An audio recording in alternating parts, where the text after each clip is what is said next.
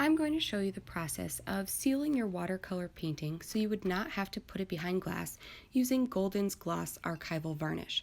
I have mounted my watercolor paper onto an aluminum panel, which you can see in other videos.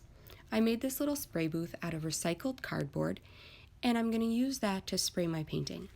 You can see that when you go across with the spray, you want to make sure you're going straight across, nice and even speed, and not overlapping the edges.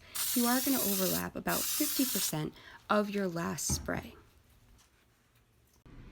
You're going to do a total of about 6 coats of varnish. So make sure that you turn your painting 90 degrees in between each coat and let it dry about 15 to 20 minutes between each time. So just remember, when you're spraying your varnish, you want to start on one side of the painting, press firmly on the nozzle, and go straight across nice and even at a constant speed. Let go and then start again from the other side. Don't overlap on the edges and just stay nice and steady. You want to overlap the spray about 50% each time so you're getting a nice even coat all the way down.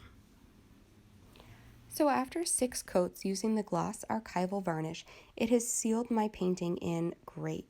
It has a nice glossy covering to the whole thing, and now I don't need to put it behind glass at all. It's completely sealed and UV protected, just like it would be behind glass. One thing you want to make sure that you're using proper ventilation and a mask when you're using this product. Make sure you read all the directions on the label. You can also use a satin or a matte archival varnish finish when you go over the top layer if you don't like that glossy sheen to it.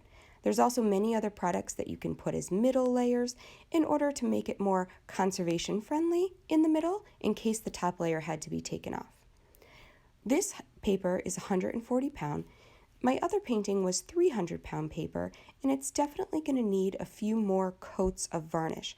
Where the white paper seemed to absorb a lot more of the varnish into it and didn't fully seal yet. This is what my other one looked like about midway through, so I just know I need a few more coats on that heavier 300 pound watercolor paper. So thanks for joining me, and check back soon. I will be posting many more videos on different ways to do this varnishing and mounting process. Thanks a lot.